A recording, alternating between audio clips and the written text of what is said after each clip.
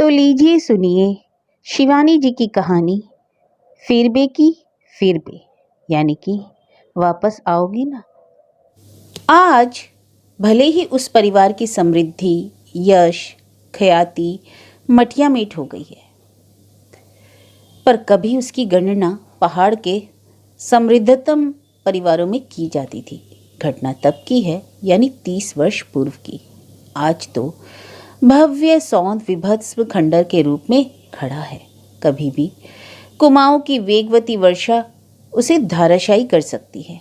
जिस बाग में सदा दमिश्क के गुलाब से खिले रहते थे, अखरोट, नील और सेब से लदे वृक्षों की शोभा देखते ही बनती थी, वहां आज खड़ा है दाड़िम का एक ठूठ रह गया वृक्ष, जो किसी वंध्या नारी की वेदना का मूर्तिमान विग्रह बना झुकता झुकता बंकिम होकर गिरने को तत्पर है। किंतु कभी इसी ग्रह की कैसी शोभा थी। खिड़कियों पर लगे चीनी रेशम के पर्दे देवदारी हवा के सशक्त झोंकों से में किसी चंचला किशोरी के उत्तरीय से लड़ने लगते, तो 20 नौकर बड़ी बड़ी कांच लगी खिड़कियों को फटाफट फटाफट बंद करते हाँ फुटते। खिड़कियां भी क्या एक आध थी, पूरी 24 और 10-10 दरवाजे, जिन्हें कभी तिब्बती द्वारों की अनुकृति में ढाला गया था। तब शायद किसी ने नहीं सोचा था कि आने वाली पीढ़ी की 6-6 फुटी देह को दोहरी कर ही आगंतुक के लिए प्रवेश पाना संभव होगा। कभी कभी द्वारों की कृपण ऊंचाई को भूल तेजी से भीतर चले आते तो सिर बुरी तरह टकरा जाता और वे खकियां कर अपने पूर्वजों को कोसने लगते। क्या हमारे दादा परदादा बौने थे जो हम भी वैसे ही होंगे? समझ लिया। ग्रह के तीनों सुदर्शन बेटों के आर्सिक नाम भले ही ठेठ पहाड़ी हों, हरदत्त, रुद्रदत्त और शिवदत्त, उनका व्यक्तित्व, कदकाठी, आंखों का रंग एकदम पहाड़ी नहीं था। आमतौर पर ऐसी दीर्घांगी देह का वरदान विधाता कुमानियों को कुछ कृपणता से ही देता है। तीनों की स्फीत सुगठित मांसपेशियां लपटे मारता उज्जवल गौरवर्ण और महाराष्ट्री तपावनी ब्राह्मणों की सी हरी आंखें। हो सकता है हमारे पूर्वजों की चित पावनी ब्राह्मण रहे हों। कुमाऊं के गजेटियर में कांकन से आकर यहाँ बस गए किसी पंथ का उल्लेख है तो ठुलदा छोटे शिवदत्त ने कहा तो उसके दोनों अग्रज छोटे की इस खोज से बड़े प्रभावित हो गए थे। वैसे भी तीनों में छोटा ही सबसे तेज था। पिता राय बहादुर चिंतामणि पंत को वैसे तो अपनी पूरी संतान पर बड़ा ही नाज था, पर छोटा शिबुआ था उनका लाडला। ओछन पोछना दूर से देखने में लगता कोई फिरंगी ही चला आ रहा है। तीनों को उन्होंने नैनीताल की तत्कालीन प्रख्यात अंग्रेजी फ्लैडर स्मिथ के बोर्डिंग में रखकर पढ़ाया था, किंतु छुट्टियों में घर आते तो पंडित गोपाल दत्त शास्त्री को उन रेस के घोड़ों को लगाम थमा दी जाती। राय बहादुर शिव के अनन्य भक्त थे। तीनों पुत्रों के नाम भी उन्होंने अपने इष्ट के नाम पर ही धरे थे। ना जाने कितने रुद्राष्टाध्यायी चमक के अनुसार 1771 आहुतियां की थी, तब जाकर कहीं विवाह के पूरे 10 वर्ष पश्चात महारुद्र ने प्रसन्न होकर उन्हें संतान सुख दिया था। और इसके बाद तो उनकी 1.5 हड्डी की क्षीणकाया पत्नी ने रत्न गर्भा बन प्रत्येक वर्ष उन्हें एक संतान का पिता बना दिया, हरदत्त, रुद्रदत्त और शिवदत्त, और वह कनिष्ठा पुत्री सरस्वती, जिसे वे बड़े दुलार से पुकारते थे सरुली। पत्नी का मायका नाहन में था, इसी से रूप संतान ने जननी का पाया, बुद्धि पिता की। यद्यपि राय बहादुर जानते थे कि उनके अटूट वैभव के पीछे केवल हाड़ तोड़ ईमानदार परिश्रम की ही भूमिका नहीं है, उनकी बुद्धि थी अनूठी।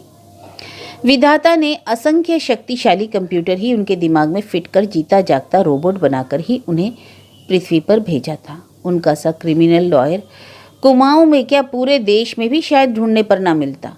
कैलाशनाथ, काटजू, सर तेज बहादुर स्प्रू, यहाँ तक कि मोतीलाल नेहरू भी कभी कभी उन्हें परामर्श लेने इलाहाबाद बुला भेजते।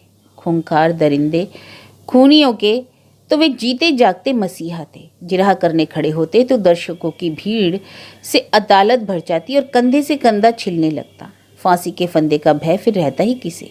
सच को झूठ और झूठ को सच प्रमाणित करने में उन्हें कमाल हासिल था। उनकी जिरह सदा अजय रहती और खूनी मूंछों में ताव देता। फिर उन्मुक्त विहंग सा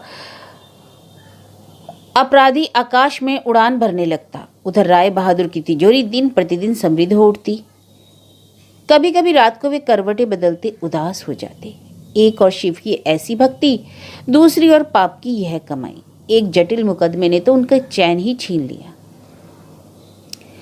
कलूर की पूरी घाटी ही तब कुख्यात हत्यारों की प्रिय कर्मस्थली थी। जर जोरू जायदाद, वहां इन तीनों को लेकर ही आए दिन नृशंस हत्याएं होती रहती और निर्भीक हत्यारे रक्त से सने गंडासे काली गंगा में फेंक रातों रात अल्मोड़ा पहुंच मोहर से भरी थैलियां राय बहादुर के चरणों पे उलट देते। माई बाप, हमारे तो आप ही भगवान हो। जितनी बार मुकदमा जीतते उतनी ही बार उनकी शिव भक्ति वन्या के वेग सी फूट निकलती। कभी चावल के, कभी मिट्टी के असंख्य शिवलिंगों का सुदीर्घ पार्थिव पूजन, कभी जागेश्वर के मंदिर में एक पैर पर खड़े रहकर दीपदान।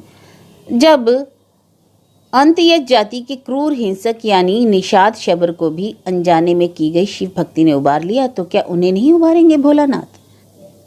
भले ही उन्होंने धतुली देवी के पति हंता खड़क सिंह को अपनी पुष्ट जिरह के बल पर भरी अदालत में निर्दोष सिद्ध कर दिया, अपनी तिजोरी एक बार फिर ठसाठस भर ली, किंतु उस दरिद्र विधवा युवती की डबडबाई आंखों में अपने प्रति उभरी अवज्ञा, लांछना और घृणा की रेखाएं उन्हें भीतर ही भीतर कपा गई थी। कभी कभी आधी रात को वे हड़बड़ाकर उठ बैठते। लगता उस असहाय विधवा की डबडबाई आंखें शिकारी कुत्तों की भांति उनका पीछा कर रही हैं, और यह ठीक था कि उन्हें किसी का भय नहीं था।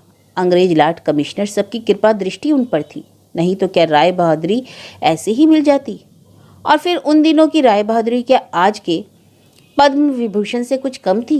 लाट साहब तराई में शेर के शिकार को बधारते तो हाके से लेकर शिकार के यथोचित प्रबंध का भार भी उन्हीं पर रहता। यह भी एक ऐसा प्रसंग है जिसकी फांस अंत तक उनके कलेजे में गड़ती रही। इस बार जानबूझकर ही उन्होंने लाट साहब से उस गर्भिणी सिंघनी का शिकार करवाया था। हौदे पर वे बंदूक लिए लाट साहब के साथ बैठे थे। दो दो तगड़े पाठों का प्रलोभन दिया उन्होंने शेरनी को।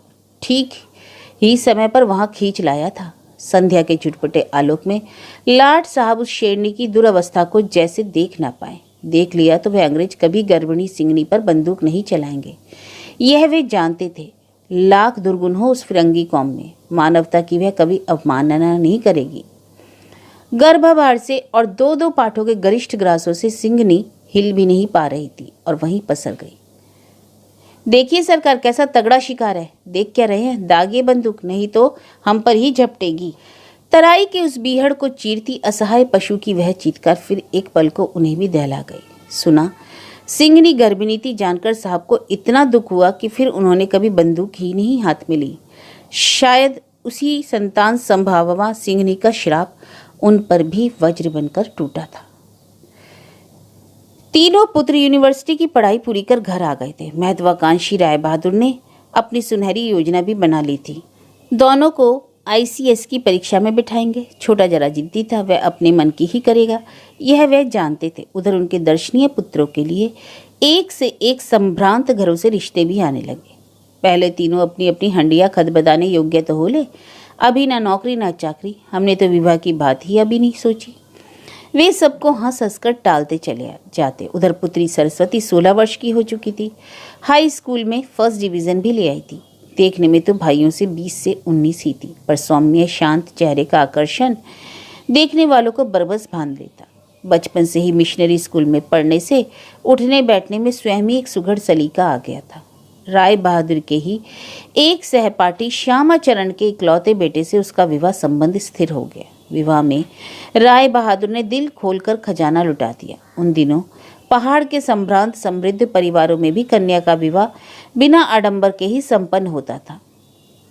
वर को केवल 101 रुपये, एक शॉल, बहुत हुआ तो एक घड़ी, पर राय बहादुर ने पहाड़ की परंपरा ही पलट दी। महीनों तक पहाड़ में वह हरम दरम का विवाह चर्चित रहा। क्या क्या नहीं दिया था उन्होंने। वर पक्ष को तो उपहारों से लाद ही दिया। बारातियों को भी एक एक चांदी के गिलास मिले। बनारस से बाई जी बुलाई गई थी। इस वर अभ्यास से कुमाऊं बहुत पहले ही मुक्त हो चुका था। उस पर बाई जी तो पहले ही वर पक्ष का निमंत्रण पाकर आती थी, पर भला राय बहादुर से दलीलों में कौन जीत सकता था? अरे भाई देखा, तुम तो जानते हो हमारे यहाँ तो लाट कमिश्नर साहब ही अफसर पधारेंगे, उनके मनोरंजन का भी तो हमें प्रबंध करना था। अब उन्हें भला हमारे शास्त्र उच्चारण से क्या आनंद आता। खाना ऐसा था कि अतिथियों के जिह्वा में दिनों तक उस बताशे सी हल्की खस्ता कचौड़ियाँ और दुर्लभ मिठाइयों का स्वाद रिसा बसा रहा। यह पहाड़ का पारंपरिक विवाह भोज नहीं था कि पानी सी पतली आलू की रसेदार सब्जी में 20 डुबकियां लगाओ तब कहीं आलू का एक टुकड़ा हाथ लगे। पक्के कद्दू का भाग के बीच डला वही गजेक लसलसी भिंडी की सब्जी और फुअड़ बड़े बड़े आमचूरी टुकड़ों की सौंठ। यहाँ तो पहली बार व्यंजना वंचिता पहाड़ी जिह्वा मटर पनीर का स्वाद ले रही थी और खोए मखाने की सब्जी और मीठी खुरचन की कोई मधुमेही खा ले तो तत्काल कोमा में चला जाए। उस पर लखनऊ से बुलाए गए 4 चौरसिया पान वाले। देखा ठुलदा, सरुली के मर भुक्के ससुराल वाले कैसे पान भर भर चबाए चले जा रहे हैं जैसे घास खा रहे हो। शिवदत्त ने बड़े भाई से कहा तो उसने डपट दिया, चुप कर, किसी ने सुन लिया तो अनर्थ हो जाएगा। अरे क्या अनर्थ हो जाएगा, इनके 7 पुरखों ने भी ऐसा खाना नहीं खाया होगा। और ड्रेस देखो जरा बारातियों की, एकदम शिव के गणों वाली बारात है। पता नहीं बाबूजी कहाँ से ढूंढ लाए।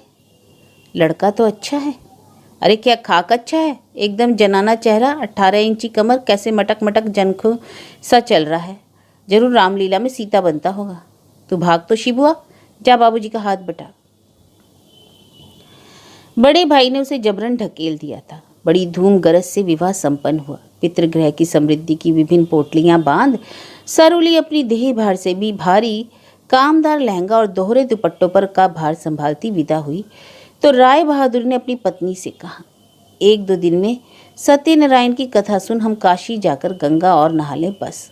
कन्यादान से मुक्त होकर गंगा स्नान तो करना ही पड़ेगा।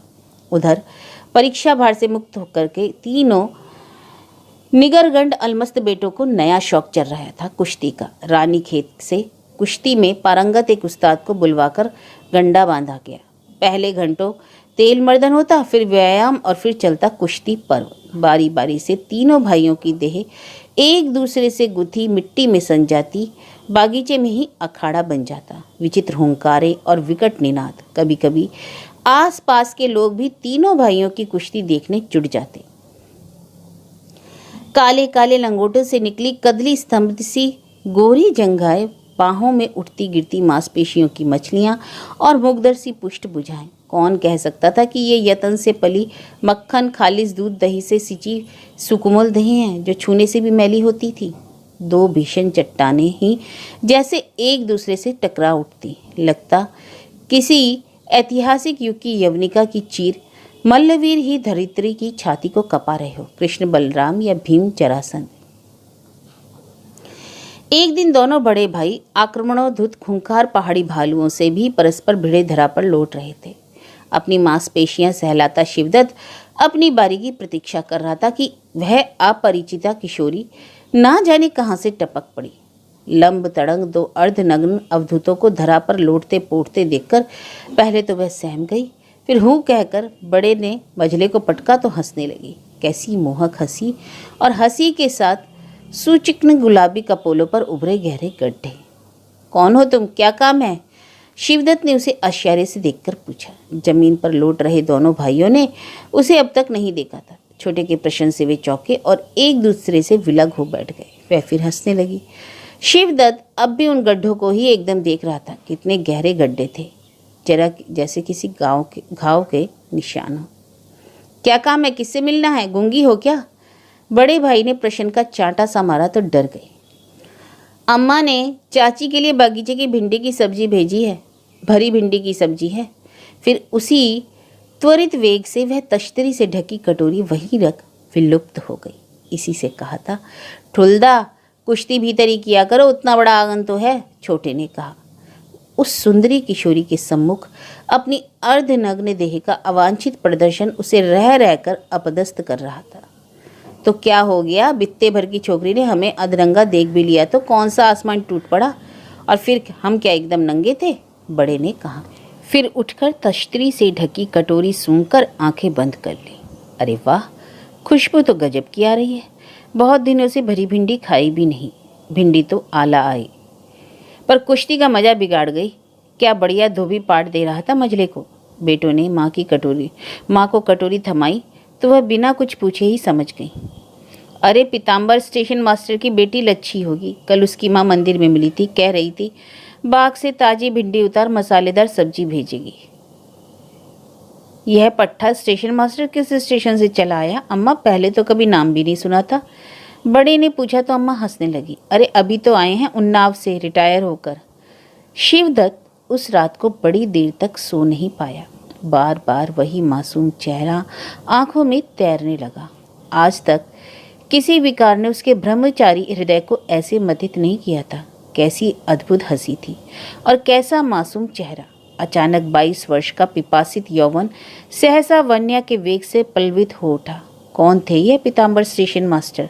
पर धीरे धीरे उसने पता लगा ही लिया। वर्षों से प्रवासी यह परिवार अवकाश प्राप्ति के पश्चात अपने पुश्तैनी मकान में रहने पहाड़ चले आए थे। जाखन देवी के मंदिर के सामने ऊंची पहाड़ी पर स्थित लाल छत वाले मकान में रहते हैं। एक ही पुत्री है, उसी के लिए सुपात्र ढूंढने यहाँ चले आए। अम्मा ने ही फिर तीनों बेटों को बतलाया।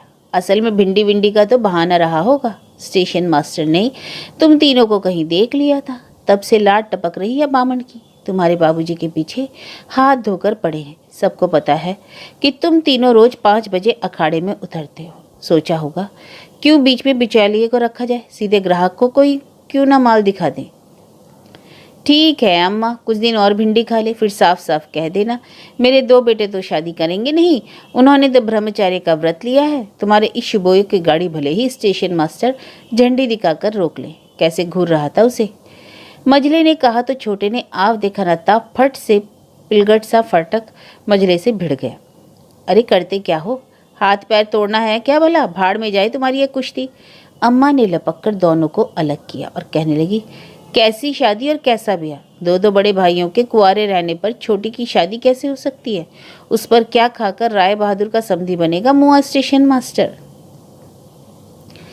शिवदत्त माँ की बात सुनकर मन ही मन खिन्न हो उठा।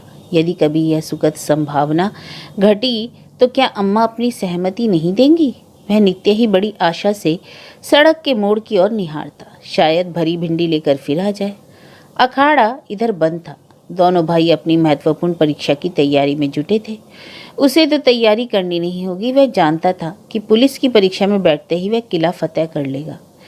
खाकी वर्दी की पूरी नाप पहले से ही लेकर तो विधाता ने उसकी सुगठित देह को गढ़ा था। फिर उस परीक्षा में अभी 4 माह बाकी थे।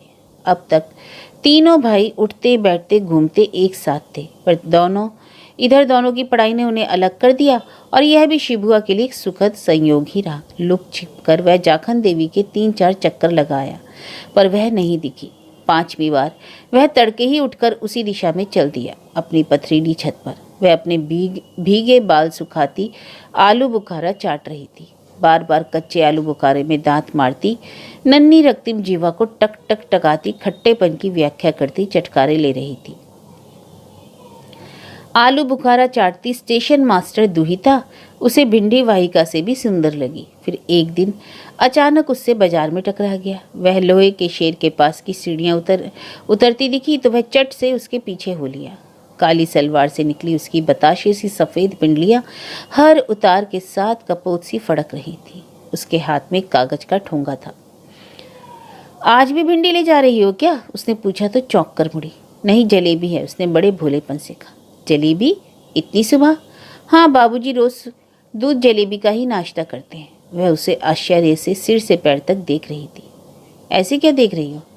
आप कपड़े भी पहनते हैं? उसके भोलेपन से वह मुग्ध हो गया। क्यों? तुमने क्या सोचा मैं दिन रात वैसे ही घूमता हूँ? उस दिन तो हम कुश्ती कर रहे थे। वह फिर हंसकर सिर झुकाए सीढ़ियाँ उतरने लगी। सुनो, सारी जलेबी अपने बाबूजी को ही खिलाओगी, हमें नहीं दोगी? इस बार एक साथ 2 सीढ़ियाँ लांग वह उसके पास पहुँच गए। खाइए, उसने ठोंगा खोलकर उसके सामने रख दिया। एक जलेबी उठा उसने मुंह में धरी, फिर उसी का अधरांश विस्मय से खुल गए लाल पवाल से अधरों के बीच ठूस उसने धीरे से कहा, मेरा झूठा खा लिया है आज। इसका अर्थ समझती हो ना? और फिर बिना दाएं बाएं देखे वह 7 दिन का अनाड़ी प्रणयी सिर पर पैर धरकर ऐसे भागा जैसे किसी का गला घोट कोई अनाड़ी हत्यारा भाग रहा हो। इधर पढ़ाई से उबे भाइयों ने फिर अखाड़ा चालू कर दिया, पर शिवदत्त को इधर कुश्ती में से भी अरुचि हो गई थी। 2 दिनों से वह बराबर भाइयों से पराजित हो रहा था, जबकि इससे पूर्व उसकी उल्टी देह को चित्त करने में दोनों भाई पसीना पसीना हो जाते थे। वह तीसरी बार हारा तो बड़े भाई ने कहा, क्यों रे शिबुआ, क्या हो गया है तुझे? दम ही नहीं रहा क्या? इन 3 दिनों में हमें एक बार भी नहीं पटक पाया। अरे क्या पटकेगा, मझले ने तुरुप लगाई, इसे तो भिंडी वाली ने ही पटक दिया। क्यों रे शिबू? शिवदत्त भुनभुनाता तीर सा निकल गया। रात को दोनों भाइयों ने उसे मनाने की चेष्टा की। देख शिबू, आज जो भी तेरे मन में है उगल दे बेटा। तुझे वह लड़की बहुत पसंद आ गई है ना, तो हाँ कर दे। हम बाबूजी अम्मा से तेरी पैरवी करेंगे। पुलिस की परीक्षा में तू तो आ ही जाएगा। रही हमारी शादी की बात, तुझे तो पता ही है हम दोनों शादी नहीं करेंगे। हमने उस्ताद को वचन दिया है। तू संकोच में रहा तो लड़की हाथ से निकल जाएगी, कोई और तिड़ी कर ले जाएगा उसे, समझा? तीनों भाई कम थे, अंतरंग मित्र अधिक। बड़ी रात को कोचा कोची के बाद छोटे ने अपनी दुर्बलता स्वीकार कर ली। पिता पुत्रों के बीच कभी कोई दुराव, छिपाव या संकोच की दीवार नहीं रही। इसी से पिता को मनाने में उन्हें विशेष प्रयत्न नहीं करना पड़ा। तब पहाड़ में सगाई नहीं होती थी, केवल वाक्यदान ही होता था। एक बार यदि कुमाऊं के ब्राह्मण ने कन्या पक्ष को वाक्यदान दे दिया तो कन्या में चाहे लाख दोष हो, लूली, लंगड़ी, कानी, भैंगी, वाग्दत्ता को भी आज्ञाकारी पुत्र को स्वीकार करना ही पड़ता था। स्टेशन मास्टर को तो जैसे हाथ बढ़ाते ही स्वर्ग मिल गया। अपने विचित्र पुश्तैनी घर में उन्होंने एक दिन तीनों भाइयों को चाय पर आमंत्रित भी कर दिया। छोटे से शहर की कर्मकांडी बिरादरी की भ्रुकुटी या कपाल पर चढ़ गई। छीछी, ऐसा कभी सुना है किसी ने? विवाह के पहले ही वर ससुराल पहुंच गया। एक तो 2 कुंवारे बड़े भाइयों के रहते छोटे का विवाह, उस पर ऐसी बेशर्मी। कभी कुछ ऊंच नीच हो गया तो सिर पटक कर रोएगा मास्टर। पर ऊंच नीच होती कैसे? वहां तो कन्या को मालगाड़ी के किसी डिब्बे में बंद कराया था, शायद स्टेशन मास्टर। खटका भी होता तो तीनों भाइयों की आंखें एक साथ द्वार की ओर उठती और उतनी ही बार अपनी विराट काया से द्वार अवरुद्ध करती स्टेशन मास्टर ने ही अपनी गज दंत निपोरती खड़ी दिखती। ऐसी कदर्प कुत्सित जननी ने ऐसी सुरसुंदरी को जन्म कैसे दिया होगा? यही सोचते फिर तीनों भाई सिर झुकाए नाना व्यंजनों को उदरस्त करने में जुट गए। यह सब मेरी लल्ली ने बनाया है, स्टेशन मास्टर ने हंस हंस कर कहने लगी तो मुंह फट मजले ने कहा, अच्छा, हमने तो समझा चिरंजी के होटल वाले आलू गुटके हैं। वह ऐसे तो वही बनाता है। फीका पड़ गया स्टेशन मास्टरनी का चेहरा। तभी किसी अदृश्य कोने से यतन से रोकी जा रही हंसी का स्वर आया। किसी कोने में छिपी भिंडी वाली ही शायद माँ की चोरी पकड़े जाने की अपदस्थता का आनंद ले रही थी। गृह स्वामिनी की ही भांति गृह सज्जा भी अटपटी थी। लगता था अवकाश प्राप्ति पूर्व स्टेशन मास्टर ने भारतीय रेल संपत्ति का अर्धांश बटोर अपने पुश्तैनी गृह की सज्जा के लिए संचित कर लिया था। रेल की पटरियों से बनी छत की बल्लियां पटरियों का ही भाड़ा और उन्हीं से गिरा पूजा गृह, जैसे किसी चिड़ियाघर में बना शेर का पिंजरा हो। वातानुकूलित रेल के डिब्बे से उखाड़े गए पंखे, वाशबेसिन और यहाँ तक कि पर्दे भी शायद किसी राजे रजवाड़े की स्पेशल ट्रेन से तिड़ी कर लाए थे। कैसा लगा आपको मेरा गरीब खाना? उन्होंने अपने सुदर्शन अतिथियों से पूछा। बहुत अच्छा, बड़े ने चटपट उत्तर दिया। कहीं मजला फिर कुछ बेअदबी ना कर बैठे। आइए अब आपको अपना बेडरूम दिखाऊं। छोटा परम उत्साह से उनके पीछे पीछे चलने लगा और दोनों भाई उसके पीछे। क्या पता बेडरूम के किसी बर्थ पर आराम फरमाती भिंडी वाली ही दिख जाए। बेडरूम में पहुंचते ही तीनों को लगा रेलगाड़ी के किसी आरक्षित फर्स्ट क्लास के डिब्बे में खड़े हैं। एक के ऊपर एक 3 बर्थ, उन पर लगी वैसी ही गद्दीदार गद्दियाँ जैसी रेलगाड़ी में होती है। शायद 3 टियर की पहली योजना उसी स्टेशन मास्टर के मस्तिष्क में कौंधी होगी। यह ऊपर की बर्थ मेरी है, बीच की हमारी लच्ची की और सबसे नीचे की उसकी अम्मा की। जरा भारी शरीर है ना। खिसिया कर उन्होंने कैफियत दी। जरा भारी? मजले ने बड़े के कान में फुसफुसा कर कहा। अरे बीच में गैंडी सोती तो सुबह होते ना होते बेटी का पत्ता साफ ना हो गया होता। अरे ये देखो बेटा, आर्मी वाले रिटायरी के बाद अपनी 2 बंदूकें और खुकरियाँ दीवार पर टांगते हैं। हमने भी अपनी नौकरी की यादगार पर दीवार पर लटका दी है, एक दूसरे पर स्थित कैंची से बनी लाल और हरी झंडी। वाह वाह वाह, अभागा मजला, भला चूक सकता था? सिग्नल नहीं दिख रहा चाचा जी। हाँ हाँ, बड़े मजाकिया हो बेटा, सरकारी चीज क्या उखाड़ कर ला सकते हैं। वैसे इंजन छोड़कर सभी तो ले आए हैं चाचा जी, है ना रे शिबू? शिवदत्त का चेहरा भाई की अशिष्टता से तमतमा उठा, पर स्टेशन मास्टर के तले लगे निर्लज चित्र से पानी की वह बूंद भी फिसल गई। फिर उसी हंसी की खुक खुक में क्या किसी चिमनी में छिपकर हंस रही थी छोकरी? चलने का समय हुआ तो मुंह का स्वाद खराब करने चटक फूलदार लाल साड़ी में लिपटी स्टेशन मास्टर की वही मर्सिडीज ट्रक फिर हाथ जोड़े खीसे निपोड़ते खड़ी हो गई। बेटी का कहीं अता पता अभी भी नहीं था। तीनों भाइयों को मोड़ तक विदा कर स्टेशन मास्टर लौट गए तो मझले ने कहा, देख रे शिबुआ, लड़की तुझे कितनी पसंद क्यों ना हो, हम इस रेल गोदाम में बारात लेकर तो नहीं आएंगे। जरा सोच तो सही, मार्टिन साहब, डैनियल साहब सब बाबूजी के दोस्त हैं, आएंगे जरूर। अब तू ही बता, उन्हें वहां ला सकते हैं हम?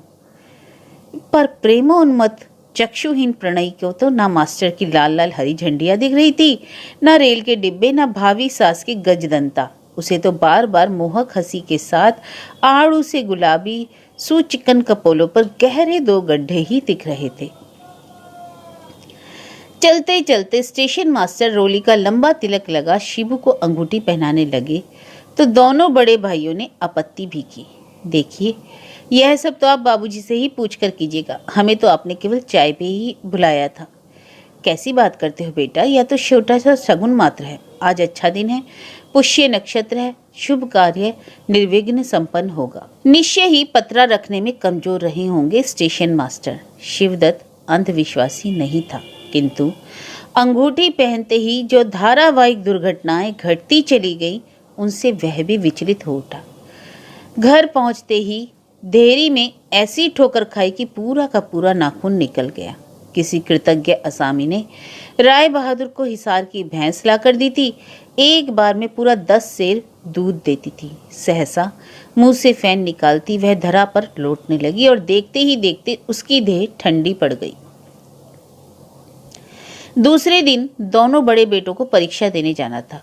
वह वही परीक्षा थी जिसके स्वप्न राय बहादुर उनके जन्मते ही देखने लगे थे, पर वहां तो विधाता दूसरी ही परीक्षा योजना बना चुका था। अपने परम मित्र मिस्टर मार्टिन से वे बात कर चुके थे। वे ही सुबह उन्हें अपनी कार में लेने आ गए। अम्मा ने दही बताशा खिला विदा किया तो कहने लगी, बेटा जाते ही तार कर देना, कल से मेरी दाहिनी आंख निगोड़ी फड़के जा रही है, रुकने का नाम ही नहीं लेती। चलते चलते कैसी मूर्ख बातें कर रही हो जी, राय बहादुर ने सरला पत्नी को डपट दिया, किंतु आंख ने ठीक ही चेतावनी दी थी। कौन जानता था कि राय बहादुर के रौद्र उज्ज्वल जीवन आकाश का सूर्य अचानक असमय ही ऐसे अस्त हो जाएगा। उस दिन वर्षा का वेग ऐसा तीव्र हो उठा कि झड़ी रुकने का नाम ही नहीं ले रही थी। कड़क कड़क कर बिजली, गरजते बादल और घटाघोप अंधकार। अम्मा ने रस्सी के टुकड़े में शहर के 7 कानों के नाम की गांठ बांध पटापट जूतों के साथ प्रहार कर पहाड़ी टोटका भी आजमा लिया था, पर वर्षा नहीं रुकी। ऐसी ही वर्षा में कभी गाड़ियां भी चकनाचूर हो जाती हैं। उन्हें गए 2 घंटे भी नहीं बीते थे कि राय बहादुर पर वह वज्रपात हुआ। वर्षा के वेग से एक भारी चट्टान गिरी और मार्टिन साहब की कार गहरी घाटी में गिर जल भस्मीभूत हो गई। राय बहादुर अपने कामदेव से बेटों की अस्थियां भी नहीं चुन पाए। पहाड़ में कहावत है कि पहाड़ के वैभव को बड़ी जल्दी बुरी नजर लगती है। वही हुआ। इधर 2 पुत्रों का पुत्र शोक, उधर जिस सौन चिरैया सी पुत्री को उन्होंने 3 महीने पहले विदा किया था, वह एक दिन सहसा सद्य वैधव्य दग्धा बनकर उनके द्वार पर खड़ी हो गई। बड़ा धोखा हुआ था उनके साथ। सुना क्षय रोगी पुत्र के दोनों फेफड़े विवाह से पूर्व ही क्षय रोग ने छलनी कर दिए थे। उन्हें जरा भी पता होता तो क्या भोली मासूम बेटी के साथ यह खिलवाड़ होने देते? तब तो क्षय रोग आज के कैंसर की ही भांति मृत्यु दूत बनकर ही आता था। तब ना ऐसी मृत्युंजयी औषधियां थी, ना ऐसे चिकित्सक। सारा शहर मातम पुरसी के लिए उमड़ पड़ा था, पर राय बहादुर ने पुत्र पुत्री पत्नी सहित अपने अभेद दुर्ग में कड़ी किलाबंदी कर दी थी। द्वार पर बड़ा सा ताला लटका। नौकरों से कह दिया, कोई भी आए, चाहे स्वयं लाट साहब ही क्यों ना हो, कह देना साहब कहीं चले गए। स्टेशन मास्टर भी कई बार व्यर्थ परिक्रमा कर अंधकार में डूबी हवेली देख लौट आए। 3 ही दिन में वह स्वेच्छा से ग्रहण किया गया बंदी जीवन उनके लिए दुर्वह उठा। हर दीवार में हरिद्वार में तो उनकी स्मृतियां रची बसी थी। ना जाने कितनी बार उनकी दीर्घ देहें इन संकरे दरवाजों से गुजरी और ना जाने कितनी बार वे लच्छेदार काले बालों वाली सिर उन द्वारों से टकराए थे। कैसे कैसे अरमान थे राय बहादुर के। जैसे छोटे ने अपने मन की लड़की ढूंढ ली, वे भी एक ना एक दिन शादी को राजी हो जाएंगे। सेहरा बांधकर कितने सुंदर दिखेंगे उनके दर्शनीय बेटे। पीछे पीछे कंधे पर शॉल डाले गर्वोन्नत मस्तक लिए झूमते चल रहे स्वयं राय बहादुर। एक पल में उनके बालू का महल ढह गया। स्मृतियां उन्हें पागल बना उठी और वे पहले परिवार सहित गया फिर न जाने कितने तीर्थों की परिक्रमा कर पूरे 3 महीने बाद लौटे तो चेहरा ही बदल गया। सदा सतर रहने वाली देह झुक गई, आंखों के नीचे गहरी कालिमा और चेहरे पर फूकी स्याही। अपने सारे मुकदमे अपने अधीनस्थ मित्र बद्री दत्त को थमाकर उन्होंने कहा, बद्री, अब मैं इस जीवन में तो कोई मुकदमा नहीं लड़ूंगा। अपना सबसे बड़ा मुकदमा हार चुका हूँ। अब क्या मुंह लेकर अदालत में खड़ा हो सकता हूँ। ना कहीं आते ना जाते। धीरे धीरे लोगों ने भी आना कम कर दिया। शिवदत्त लाख समझाने पर भी पुलिस की परीक्षा में बैठने पर राजी नहीं हुआ। जो दिन में 3-3 बार कपड़े बदलता था, वह अब दिनों तक एक ही जोड़ी कपड़े पहने कमरे में बंद मोटी मोटी पुस्तकें पढ़ता रहता। एक दिन वह कमरे में नहीं था, शायद नहा रहा था। गुसल खाने के दरवाजों को देख राय बहादुर डरते डरते पहली बार उसके कमरे में गए। देखे तो सही क्या पढ़ता रहता है। दिन रात पुस्तकें देखी तो कलेजा बैठ गया। गरुड़ पुराण। 22 वर्ष की उम्र में यह कैसा वैराग्य है। दूसरी अधकुली पुस्तक उठाई तो वैराग्य शतक। 2-2 दुश्मन तो चले ही गए थे, यह भी हाथ से निकल गया। तो वे कहाँ जाएंगे इस भरी जवानी में। ऐसे कमरे में दिन रात बंदी बन ऐसी गरिष्ठ पुस्तकों का पठन क्या उस असमयी वैरागी बना रहा था। उधर निराभरणा पुत्री को देखते ही कलेजा मुंह में आ जाता। एक पत्नी ही अडिग चट्टान सी उन्हें सहारा दे रही थी। ना कभी पति के सामने रोती, ना पुत्रों की अकाल मृत्यु के लिए विधाता को कोसती। कहीं कहीं भागवत सुनने चली जाती, कभी पाताल देवी के दर्शन को। पर वे समझ गए थे कि उसकी मन ही मन घोटी जा रही वेदना तिल तिल उसे घुला रही है। उन्होंने दृढ़ संकल्प कर लिया था कि शिवदत्त की नौकरी लगे ना लगे, बेटों की बरसी होते ही वे उसके पैर उलझा देंगे। सगाई तो हो ही चुकी थी, पुत्री के भविष्य की योजना भी उन्होंने बना ली थी। उसकी ससुराल वालों की घोर आपत्ति के बावजूद उन्होंने उसे पढ़ने बनारस बोर्डिंग में डाल दिया था। उसे लिवाने 2 बार उसके ससुर आ चुके थे, किंतु बड़ी रुखाई से ही उन्हें राय बहादुर ने लौटा दिया। जिस दगाबाज मित्र ने समधी बनते ही उनकी पुत्री का सब कुछ छीन गहने कपड़े दबा उसे अकेली नंगी बुच्ची मायके भेज दिया था, उसके गृह में अब उनकी पुत्री कभी कदम नहीं रखेगी। स्वयं अपने पैरों पर खड़ी होने की सामर्थ्य उसमें है, यह दिखा देंगे उसे प्रवंचक को। इसी बीच सदा मन की व्यथा मन ही में घुटने वाली उनकी सहिष्णु सहचरी ने भी उन्हें अचानक धोखा दे दिया। सुबह बड़ी देर तक नहीं उठी तो सोचा कल पाताल देवी के दर्शन कर बड़ी देर से लौटी थी, थक गई होगी, पर वह विश्राम था, चीर विश्राम। यह बड़ी देर से समझ पाई। उसी दिन को सद्य मुंडा सिर लेकर शिवदत्त उनके सिरहाने खड़ा हुआ तो वे हड़बड़ाकर उठ बैठे। ऐसे लगा जैसे बड़ा बेटा हरदत्त ही सिरहाने खड़ा है। कैसा साम्य था तीनों भाइयों के चेहरे में। क्या बात है बेटा? बाबूजी, यह अंगूठी आप कल ही उन्हें लौटा दीजिए, मैं वहाँ शादी नहीं करूँगा। राय बहादुर ने सोचा जननी के आकस्मिक वियोग ने ही उसे आधी रात को विचलित कर दिया। ऐसा नहीं कहते बेटा, मैं तो वाक्यदान दे चुका हूँ। नहीं नहीं, देख नहीं रहे हैं आप, जब से यह मनुष्य अंगूठी पहनी है क्या कुछ नहीं हुआ। ठुलदा गया, गाजिलदा गया और आज अम्मा भी चली गई।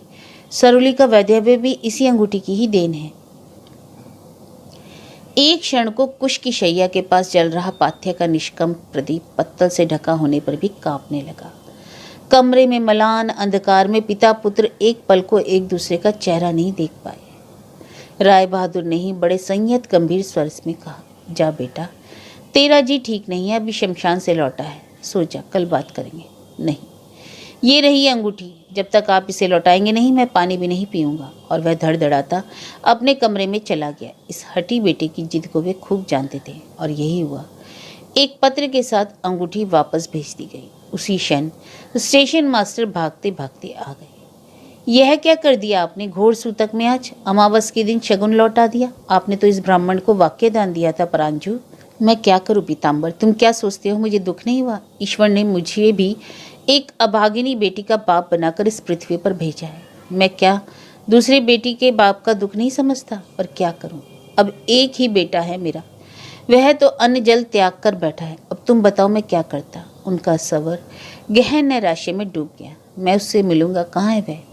नहीं, मैं तुमसे हाथ जोड़कर विनती करता हूँ पीताम्बर, मेरे बेटे को तुम नहीं जानते। माँ की मौत से उसका सिर फिर गया, शांत होने दो फिर मिलना। वह क्या कहीं भागा जा रहा है? पर पिता के आश्वासन को व्यर्थ कर वह माँ की 13वीं के रात को ही सचमुच कहीं भाग गया।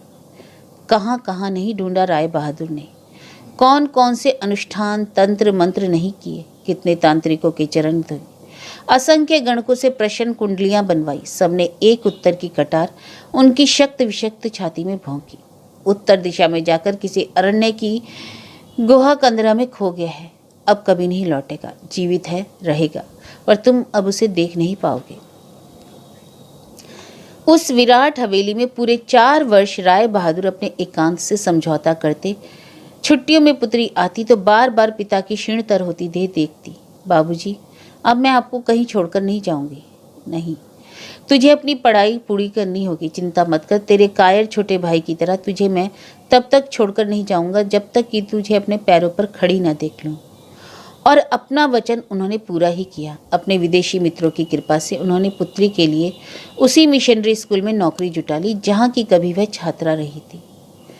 शिवदत्त को देखने की उन्हें अब आशा नहीं थी। शरीर पहले ही सूख चुका था, दोनों आंखों में मोतिया उतर आया था, स्वर्ण शक्ति धीरे धीरे कम हो रही थी। अचानक सन्नीपात ने उन्हें शय्याशायी बना दिया। सरुली की दिन रात की सेवा, पुराने वैद्य की औषधियां भी उन्हें बचा नहीं पाईं। 15वें दिन आए बाएं बकते शरीर के कपड़े नोचकर फेंकने लगे। ऐसा क्यों कर रहे हो बाबूजी? सरस्वती उन्हें बार बार बाहों में जकड़ रोकने की व्यर्थ चेष्टा कर रही। वह आ रही है, देख देख देख। कौन? वह शेरनी, देख खींच रही है मुझे। अरे मत मारो साहब, मत मारो उसे, गर्भिण है, पाप लगेगा, घोर पाप। और फिर वे निश्चेष्ट होकर पुत्री की गोद में लुढ़क गए। पिता की विरासत रूप में सरुली को मिला था केवल जानलेवा एकांत और मृत्युहीन विराट अट्टालिका। सब पुराने नौकर पहले ही एक एक कर जा चुके थे, और ठीक भी तो था। पर्णहीन वृक्ष को छोड़ पक्षी भी क्या उड़ नहीं जाते? फिर वे तो मनुष्य थे। भाई दूज के दिन वह भूखी प्यासी कमरा बंद किए चुपचाप रोती रहती। कहाँ गए वे दिन जब तीनों कार्तिकेय से ऊंचे अगले भाइयों को एक पंक्ति में बिठा वह उन गौर ललाटों पर रोली का दीर्घ तिलक खींच रुई के फायों से इत्र लगाती, फिर चिवड़े के रुई से फुनगे उनके सिर पर रखती, और फिर अम्मा के सुदक्ष हाथों से बने कुरकुरे सिंगल आलू के गुटकों का गस्सा अपने हाथों से तीनों के मुंह में पूरती। दिन भर कभी रोती, कभी उनके कपड़ों को सूंघती। वह कमरे से बाहर नहीं निकलती। रात को द्वार खोलकर देखती, घोर अंधकार में द्रोणगिरी से लेकर स्याही देवी त्रिशूलानंदा देवी की चोटियों तक पूरी की पूरी डूब गई हैं। किसी अदृश्य कोने से उतर किसी अतिकाय दानव ने जैसे पूरे अल्मोड़ा शहर को अपनी विराट बाहों में समेट लिया। समग्र संसार की निर्जन स्तब्धता पत्थर से पटे उसके पंटांगन में उतर आई है। वही आंगन जहाँ कभी चारों भाई बहन चारों कोनों में खड़े होकर खेलते थे, कभी डुनखुट्टी और कभी क्रिकेट। वे दो तो अपनी इच्छा से नहीं गए, पर नांदा तू मुझे मझधार में क्यों छोड़ गया रे? वह स्वगत भाषण में बड़बड़ाती, सहसा स्वयं ही सहम कर चटपट द्वार बंद कर लेती। कोई सुनेगा तो कहेगा पागल हो गई है लड़की। फिर वर्ष बीतते चले गए। 29 वर्षों में पृथ्वी ने ना जाने कितनी करवटें बदली, ना जाने कितने मरे, कितनों ने जन्म लिया। नदियों ने अपनी धाराएं बदली, ना जाने कितने नए पहाड़ी झरने फूटे, कितने पुराने झरनों ने सूख कर अपनी क्षीण स्मृति चिन्ह विशाल पर्व वृक्षों पर सांप की केचुली सी छोड़ दी। किंतु लाख भौगोलिक परिवर्तन हुए हों, उदार आकाश के नीचे राय बहादुर की खंडर हवेली अब भी अपना गर्वोन्नत मस्तक लिए खड़ी थी। अब भी सरुली पलातक भाई की प्रतीक्षा में आधी रात को द्वार खोलकर देखती रहती, कहीं नांदा आ तो नहीं गया। स्टेशन मास्टर की पुत्री का विवाह फिर कभी नहीं हो पाया। जहाँ कुंडली जाती वहीं से बिना देखे ही खोटे सिक्के सी लौटा दी जाती। कौन करेगा उस अपशुकनी छोकरी से विवाह? निश्चय ही भौम दोष रहा होगा, नहीं तो क्या राय बहादुर के भरे पूरे परिवार को ऐसे चाट जाती। उसी दुख में घुलते घुलते माता पिता को भी लच्छी खो बैठी तो उसने शहर ही छोड़ दिया। वह कलकत्ता के गर्ल्स कॉलेज की प्रिंसिपल थी। रहने को छोटा सा बंगला था। पुरानी नौकरानी चारूबाला दिन रात उसके पीछे छाया सी घूमती रहती। अपने उस छोटे से गृह में लच्छी अपने अतीत को लगभग भूल चुकी थी, किंतु कभी कभी उस गूढ़ एकांत में भी एक प्रकार की विचित्र हुक सी उसके मन में उठती। एक एक कर उसके उभरते उभरते यौवन की वे मधुर स्मृतियां उसे पागल बना देती। पिता से उसके भावी सहचर की चूहल, अपनी झूठी जलेबी उसके मुंह में ठूस, उसका यह मधुर संकेत भरा प्रश्न, कुछ भी तो नहीं भूली थी वह। लगता था स्वर्ग के उच्चतम सोपान से उसे किसी ने हृदयहीन धक्का देकर नीचे गिरा दिया। उस एकांत में भी वे स्मृतियां उसके कपोल आरक्त कर उठती। उस दिन रविवार था। सिर धोकर बाल सुखाने वे बरामदे में बैठने जा रही थी कि भागती भागती चारू आ गई। ओ दीदी, एक महात्मा इसी चेन खेते चाई चेन। इसका मतलब है एक महात्मा आए हैं, वो खाना मांग रहे हैं।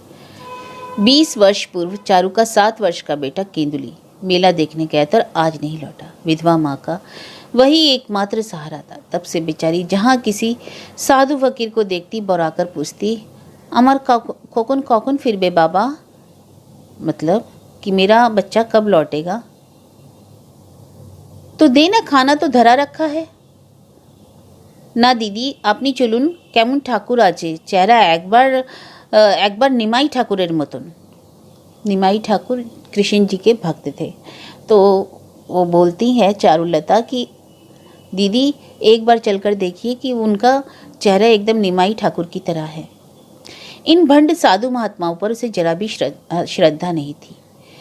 वह बार बार कोचे जाने पर बड़ी अनिच्छा से उठकर बाहर आई तो देखा एक दीर्घदेही गैरिक वसनधारी सीढ़ियों पर बैठा खड़ा है।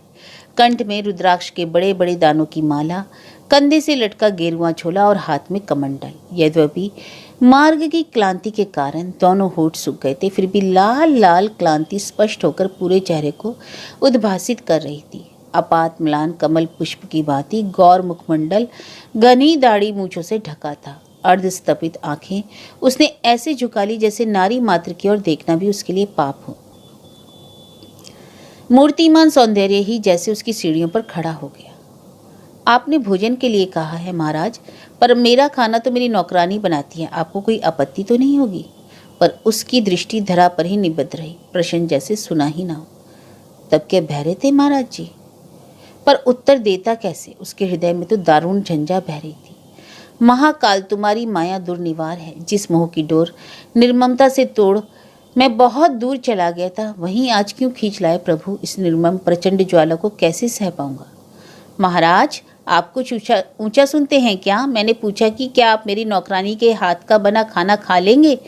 इस बार वह जोर से बोली। अतिथि का अस्वाभाविक मौन देखकर उसे सहसा हंसी आ गई। उसी हंसी के परिचित स्वर में स्मृति के अधमुदे कपाट नियति ने खोल दिए।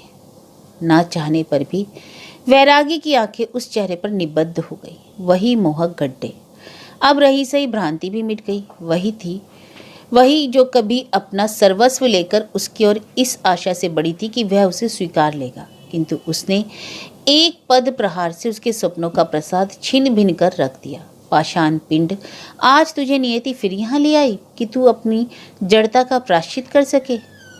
तो खाना ले आऊं महाराज? स्पष्ट था उसने उसे नहीं पहचाना। थोड़ी ही देर में नौकरानी बड़ी श्रद्धा से लोटा अंगोछा लाकर बोली, हाथ मुख धुए नीन बाबा। वह निश्चेष्ट बैठा रहा। शरीर की समस्त शिराएं एक साथ स्पंदित होती उसे पल पल अवश्य बना रही थी। विधि की प्रबल लेखनी ने जो लिख दिया उसे मिटाएगा कैसे। नौकरानी जल देकर चली गई तो उसने बड़ी चेष्टा से उठकर हाथ मुंह धोया। 3 दिन से उसने केवल 2 केले खाए थे। निकला था बेलूर मठ की काली के दर्शन को, पहुंच गया यहाँ। सोचा था द्वार खुले हैं, किसी गृहस्थ के गृह में 2 मुठ अन्न तो मिल ही जाएगा। थाली लेकर स्वामिनी आई, झुककर उसके सम्मुख थाली रखी तो भीगे केशों की एक लट उसके कर पृष्ठ को छू गई।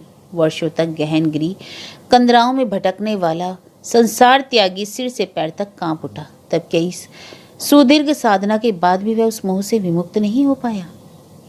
खाइए महाराज, साक्षात अन्नपूर्णा किसी मनोहार से वह तटस्थ हुआ। रोटी, दाल, दही और भरी भिंडी की सब्जी। विषाद नैराश्य एक विवशता के उन विषम क्षणों में भी घनी दाढ़ी मूछों से ढके अधरों पर मुस्कान खिल गई। इसी भिंडी ने कभी प्रथम परिचय कराया था और आज फिर यही भिंडी उसे मिलाने चली आई। उसने एक गस्सा मुंह में रखा और कंठ में वही टुकड़ा अटकने लगा। कहाँ गई वह क्षुधा जो क्षण भर पूर्व उसे व्याकुल कर उठी थी। वह उठ गया। यह क्या महाराज, आपने तो कुछ खाया नहीं? क्या खाना अच्छा नहीं बना है? उत्तर में अतिथि की मूक दृष्टि एक बार फिर उसी चेहरे पर निबद्ध हो गई। वह आश्चर्य से उसे देख रही थी। ठीक ही तो कह रही थी चारू, कैसा दीपों में तेज था चेहरे पर, और आंखें जैसे दो ज्वलंत फिरोजा ही किसी ने जड़ दिए। कैसे जाना पहचाना चेहरा लग रहा था। वह उठा, झोला कंधे पर डाल जाने को उद्यत हुआ तो मेजबान ने अधीर स्वर में कहा, जरा रुकिए महाराज, मेरी अम्मा कहती है द्वार पर आए साधु सन्यासी को कभी खाली हाथ विदा नहीं करते। आप 1 मिनट रुकें। फिर भीतर जा उसने पर्स में से एक 100 का नोट निकाला और उनके चरणों पर धर दिया। महाराज, यह सामान्य पत्र पुष्प स्वीकार करें, मुझे आशीर्वाद दीजिए। मेरा अशांत चित्त शांत रहे। मैं इस संसार में एकदम अकेली हूँ, अनाथ, कोई नहीं है मेरा। अचानक उस तेजस्वी दिव्य मूर्ति की उपस्थिति ने उसके संसार भीरू चित्र को उस अनजान के प्रति कैसी श्रद्धा से भर दिया। झुककर उसने अपना सिर उन गौर चरणों पर टेक दिया। गीले बालों से दोनों पैर ढक गए। वह रो रही थी और निर्दोष अश्रुधारा से वीतराग अपराधी के चरण भिगते जा रहे थे। उसने हड़बड़ाकर दोनों पैर खींच लिए। मैं तुम्हें कैसे शांति का आशीर्वाद दे सकता हूँ लच्छी, मैं तो स्वयं ही अशांत हूँ। वह चौंक कर खड़ी हो गई। आज पूरे 30 वर्ष पश्चात कौन था उसे इस नाम से पुकारने वाला? तुमने मुझे पहचाना नहीं? मैं ही तो हूँ तुम्हारी अशांति का मूल। तुम्हें असहाय छोड़, पिता बहन सबको मझदार में छोड़ मैं ही तो कायर की तरह भाग गया था। कहाँ कहाँ भटका, कैसी कैसी साधना, न्याय, योग, कहीं मुझे शांति नहीं मिली। आज तक अपने पश्चाताप की ज्वाला में पल पल भस्म हो रहा हूँ। शायद नियति मुझे तुमसे क्षमा मंगवाने ही यहाँ खींच लाई। मुझे क्षमा कर दो लच्छी। विस्मृत अपमान अवमानना से लच्छी का चेहरा तमतमा उठा। छी छी छी छी, जिसने उसका अपमान किया था, जिसके आघात ने उसके माता पिता के प्राण लिए थे, उसी के चरणों में वह लौटी। वह हंसा। कैसी निष्पाप निर्दोष हंसी थी, जैसे झकझक कर दर्पण चमक रहा हो। एक बार वह सब भूल गई। माफ़ कर दिया ना, तुम्हारे उत्तर के लिए रुकूंगा नहीं। कहीं तुमने ना कह दिया तो? वह फिर उसी नटखट हंसी से उस लोहे के शेर वाली सीढ़ियों पर खींच ले गया, जहाँ उसे अपनी झूठी जलेबी का अर्धांश खिलाकर उसने पूछा था, इसका अर्थ समझती हो ना? वह खड़ी देखती ही रह गई और वह तीर सा निकल गया। चारू दौड़कर उसके पीछे खड़ी हो गई। ए दीदी, जिज्ञेस कर लेना, आबार कखन আমার কখন फिरबे की फिरबे? ओ माँ, तुम्ही तो कांचो। स्वामिनी की आंखों से बहती अश्रुधारा देखकर वह फिर उसे झकझोरने लगी। की होइचे दीदी, कांचो कहनो? पर दीदी तो एक टक विमूढ़ अंधकार में कर्मशः विलुप्त हो रही उस दीर्घदेही अतिथि को देख रही थी। चारू की भांति ही उसका अशांत अधीर चित्त भी वही प्रश्न पूछ रहा था। फिरबे की फिरबे?